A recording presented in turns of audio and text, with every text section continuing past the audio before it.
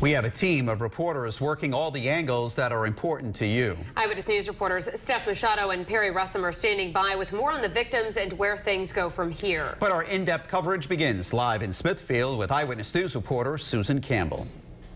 Investigators have been here on scene all day long. If you take a look, you can see there's a new temporary fence that was put up around that structure that crashed to the ground. Tonight, there's still no word on what caused this collapse. This mangled pile of metal was going to be the new indoor practice facility at Bryant University. The steel structure collapsed this morning. They just started construction on it. They were erecting steel. Something happened at the site, and the steel structure that was in place fell over.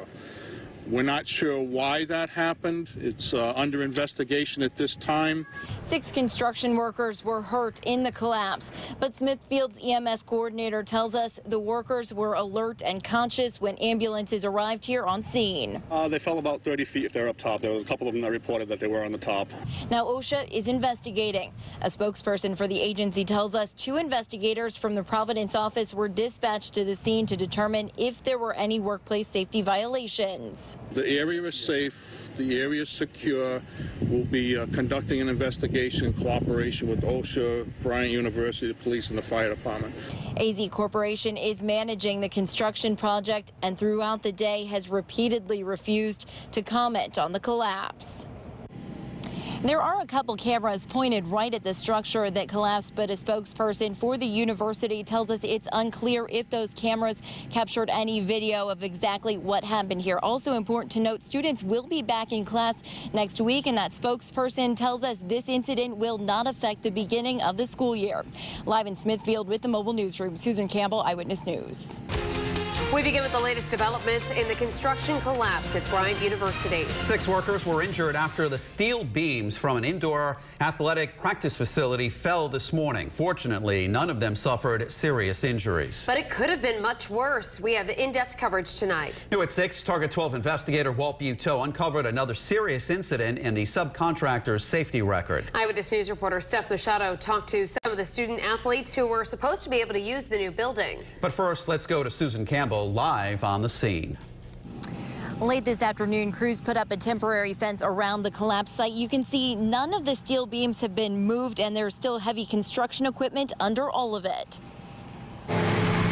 Construction crews were working on these steel beams at Bryant University when the entire structure crashed to the ground. We didn't realize the extent of it until we got here. Smithfield's EMS coordinator tells us 6 construction workers were hurt in the collapse. A couple of them needed a little extrication when we got here, minor entrapment. They fell about 30 feet if they're up top. There were a couple of them that reported that they were on the top.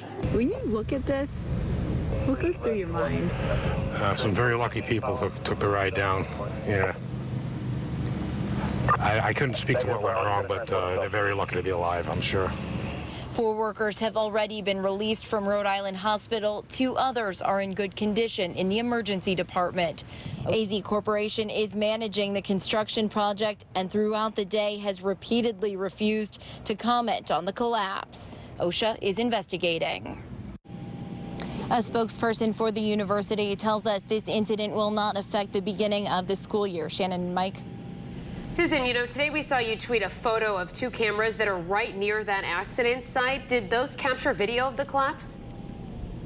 We're still trying to figure that out. A spokesperson for the university tells us it's unclear at this point if those cameras were able to get any video of that or if they were even working at the time. But we do know those cameras do belong to Bryant University, and the public safety director says they are set up to record time-lapse video. Back to you. All right. Thank you, Susan. That's Susan Campbell reporting live in Smithfield.